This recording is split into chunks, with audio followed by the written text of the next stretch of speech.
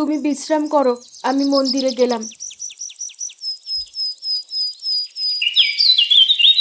প্রতিদিন সূর্য ওঠার পরেই লাঠি হাতে পায়ের তালুর অনুভূতি দিয়ে পথ চিনে সে গ্রামের মধ্যে থাকা শিব মন্দিরের সামনে চলে যেত আর সেই মন্দিরে প্রণাম করে বলতো, ঠাকুর, আমায় দয়া করো ঠাকুর।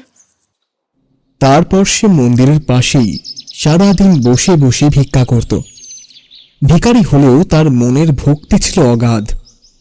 তবে পুজো দিতে আসা ভক্তরা তাকে কিছু কিছু দান করত, আবার কেউ কেউ বলতো,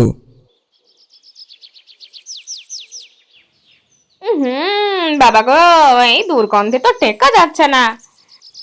যা ময়লা কাপড় চোপড় পড়ে আছে, দুর্গন্ধ তো হবেই। ম্যাগো ম্যাগো, কি বিভৎস দুর্গন্ধ গো! পবিত্র জায়গাটা একেবারে অপবিত্র করে ছাড়লো।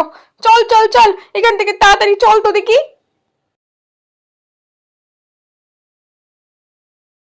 কিন্তু কারো কথায় সে কিছুই মনে করত না। এইভাবেই সে মন্দিরের একজন নিয়মিত অন্ধভক্ত হয়ে ওঠে। বহু বছর ধরে এইভাবেই চলতে থাকে। একদিন পুরোহিত ভাবল, একজন মানুষ এত অভাবের মধ্যে থেকেও কেমন করে এত গভীর ভক্তি নিজের মধ্যে রাখে। হে ভগবান, তুমি ওনার মঙ্গল করো।